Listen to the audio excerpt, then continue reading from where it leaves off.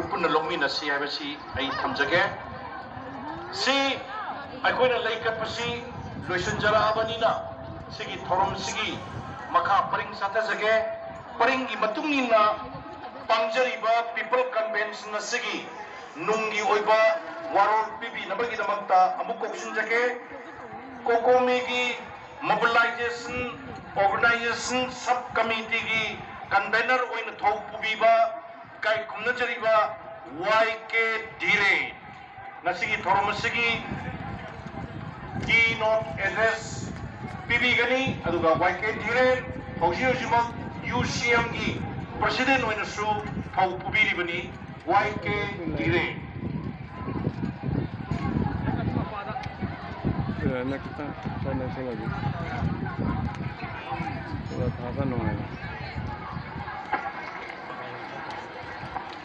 ngasi yaifaraba numit Megi tang ohum hang de numit asida Manipur gi hauji oiriba tangdu leitadaba fibam haibadi Manipur gi crisis asina sahi ani mapung phaba numit asiga mari layana coordinating committee on Manipur integrity kokomina sinjaba miyam goiba people's conventions asigi dais selection biriba kokomi gi convener kai kumna jaraba kuraijo mathauba kai kumna jabudu seri loina masigi asigulaba convention asigi maru oiba resource person oina wangang oina saruk yabigadaba iramda masigi tongan ba iramda khang heraba oja sing amadi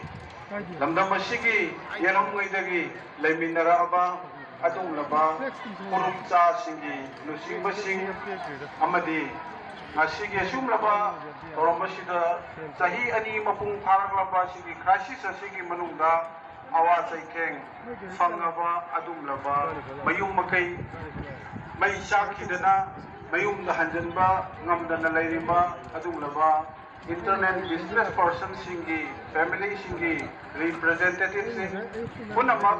ihan maktabi kai kumnajabu seri loinana Masigi asumlaba people convention asibu saruk yabiduna Manipur miyam goiba apun ba warem pama lomin nanaba kokomi na hona jariba sida saruk yaba lengpiradiba Manipur gi tongan ba mafam dagi lakpiriba allaman imaibel marumapang chatra naharol pai punamak aina kokomi gi maut sinjaraga taram ukse bagalona nai kai khumna jabadu utseri loina na sigum laba thorom sibu dum laba media gi coverage bi gadoriba print amadi electronic ki national amadi dum laba isbaga sidi tongan ba pau miam da pau pawan biriba media gi siri na upuna makusui kai khumna jabu utseri loina na sigi sum laba maruai ba yamna maru oiba numinne haina logjaba kokomina aikoi Manipurda leiminaragriba aikoi furup cha punamak mungsi janana amatta oiba wakhal oladuda amatta oina hingminaba amatta oina saukhatminaba haiba Manipuri dunglaba Manipuri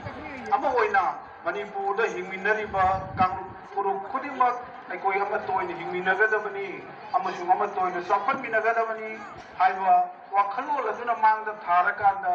changsinjiriba coordinating committee on Manipur integrity gi maikai dagi ngasigi thorom masiga mari lenena miyamda thamjagadaba maruoiba nunggi oiba warol khara ai miyamgi mangda thogan tawjage lengbirani ko punamakna ai wafam asi tabi nabagidamagta amukana ikai kunajabadu utsari maruoina achumbo wael amadi waroi singidamak Manipur Miyam ki Apunba Mifam